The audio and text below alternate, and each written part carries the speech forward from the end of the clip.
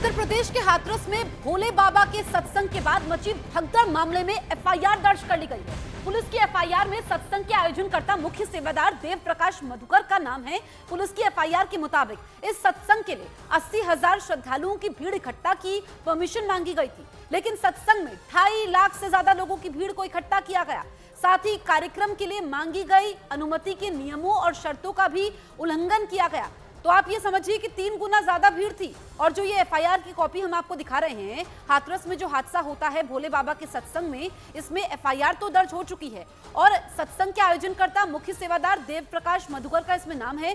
क्षमता से ज्यादा लोग थे, 80,000 लोगों की परमिशन मांगी गई थी, 2.5 लाख से ज्यादा लोग वहां पर पहुंचते हैं। और ये न्यूज 18 इंडिया पर एक्सक्लूसिव एफआईआर की कॉपी आप देख सकते हैं। कल जो हाथरस में भगदड़ मचती है, उस मामले में बड़ा पर्दाफाश होता है। एक तो 3 गुना ज्यादा श्रद्धालु पहुंचे थे, उसके अलावा वहां पर कोई इंतजाम नहीं थे। जो एंट्री एग्जिट गेट था वो काफी छोटा था और गर्मी काफी ज्यादा थी। उसके बाद हमने वो तस्वीरें देखी कि जब सत्संग हो जाता है तो बाहर निकलने की होड़ रहती है। पहले से ही क्षमता से ज्यादा लोग रहते हैं और उसके बाद बाबा फरार हो जाते हैं। भोले बाबा जिनके सत्संग में देश के अलग अलग इलाकों से लोग पहुंचे थे, वो ही फरार हैं। उनको फिक्र नहीं थी अपने लोगों की, श्रद्धालुओं की, जिनकी अपार आस्था उन पर थी। लेकिन अब मुख्यमंत्री योगी आदित्यनाथ, जो कि आज दौरा करने वाले हैं हाथरस का, एक्शन उन पर होगा और नहीं बख्शे जाएंगे दोषी। ये एफआईआर की कॉपी इस वक्त आप देख सकते हैं।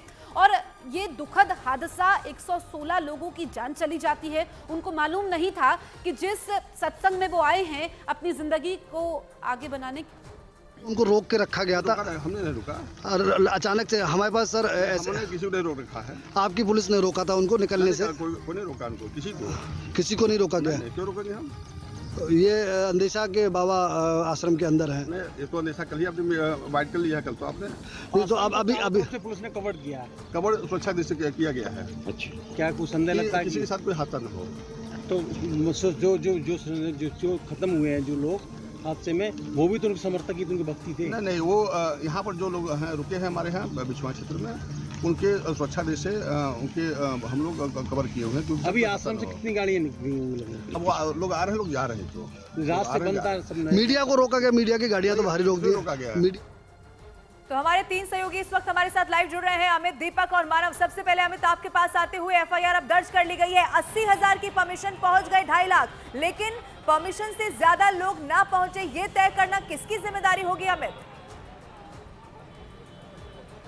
देखिए, कल ही न्यूज़ 18 इंडिया ये बता दिया था अपने दर्शकों को कि मुख्य आयोजक वेद प्रकाश के खिलाफ कार्रवाई होगी। वो आयोजक थे और इनके अलावा अन्य के खिलाफ भी कार्रवाई होगी, एफआईआर दर्ज होगी, क्योंकि जो आयोजक थे उन्होंने शर्तों का पालन नहीं किया। जो एफआईआर लिखी गई है उसमें भी साफ है कि वेद प्रकाश ने 80,000 लोगों की परमिशन मांगी थी, 80,000 श्रद्धालुओं की परमिशन मांगी थी, लेकिन 2.5 लाख से ज़्यादा श्रद्धालु वहाँ पर पहुँच गए थे। इसके अलावा 2.5 लाख से ज़्यादा श्रद्धालु जब पहुँचे वहाँ पर तो भीड़ काफ़ी ज़्यादा हो गई थी। और सत्संग के दिन दोपहर 2 बजे जैसे ही भोले बाबा ने का प्रवचन खत्म हुआ और वो अपनी गाड़ी से धीरे धीरे आगे बढ़े, तो जो श्रद्धालु थे उनके गाड़ियों के पीछे जो मिट्टी थी, उस मिट्टी को समेटने के लिए वहां पर आगे बढ़े थे। जब वो समेट रहे थे, झुके हुए थे, तो उस दौरान लाखों की जो भीड़ पीछे से चलते हुए आ रही थी, उससे वो दब गए।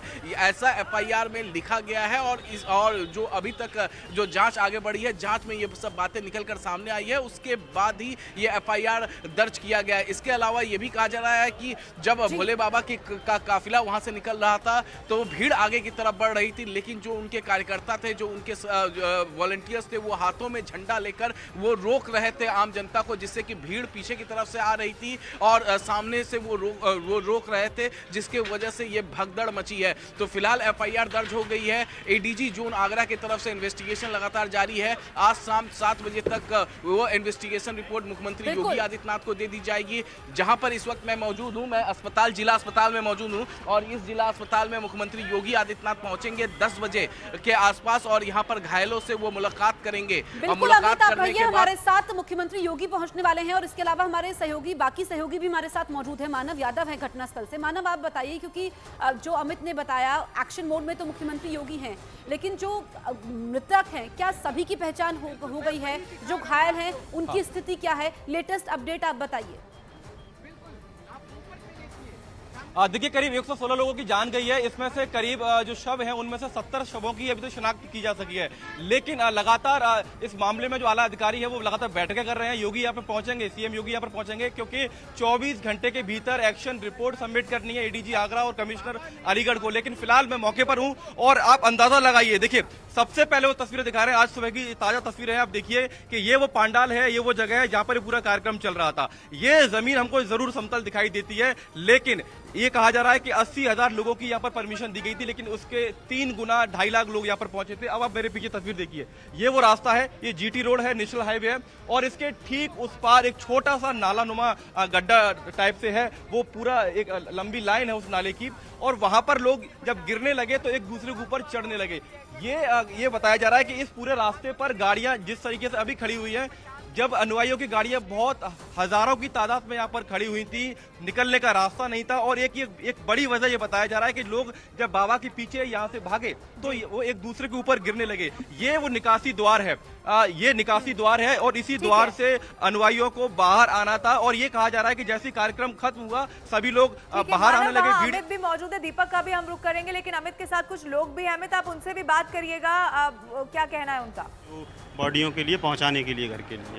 जी हाँ बिल्कुल। देखिए मोहम्मद मुकीम इस वक्त हमारे साथ है, और जब से यह हादसा हुआ है, सत्संग में भगदड़ मची है, तब से मोहम्मद मुकीम लगातार जो बॉडीज का पोस्टमार्टम हो रहा है उससे वो गंतव्य स्थान तक पहुंचा रहे हैं, उनके परिजनों तक पहुंचा रहे हैं, घरों तक पहुंचा रहे हैं। मोहम्मद मुकीम, सबसे पहले हमको बताइए कहाँ कहाँ आप बॉडी लेकर गए, क्योंकि 32 बॉडी आपके जो आपकी एम्बुलेंस जो है यहाँ पे 32 बॉडीज लेके जाते हैं। ललितपुर गई है, ललितपुर झांसी गई हुई है हमारी एक गाड़ी, और फरकाबाद गई है, फरकाबाद, और यहाँ पे अलीगढ़, जलेसर, और यहाँ पे औरैया, और मतलब काफ़ी डिस्ट्रिक्ट हैं, बदायूं, संभाल, ये लेके गई हुई हैं गाड़ियाँ।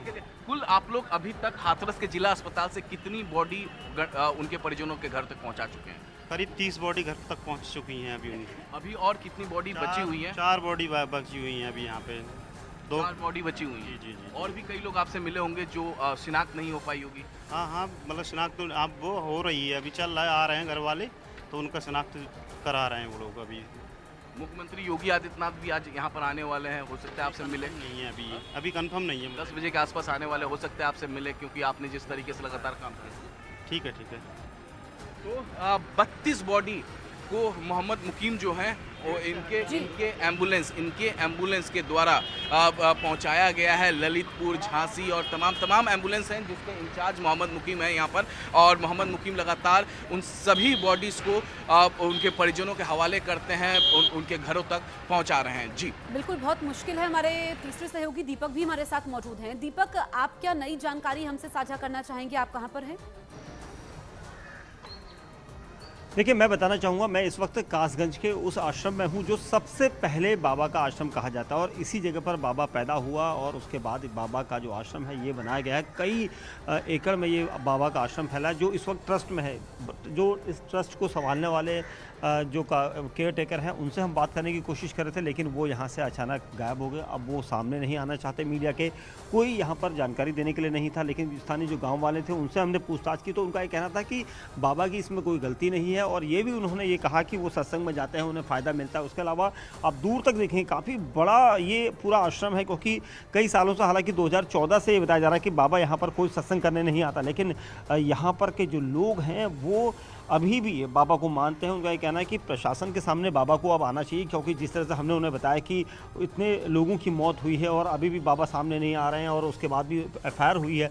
और इस आश्रम के ठीक सामने वाला जो घर मैं दिखा रहा हूँ आपको, ये देखिए सबसे दिलचस्प चीज़ है, ये बाबा के छोटे भाई का घर है, और इस परिवार का बाबा से कोई नाता नहीं है।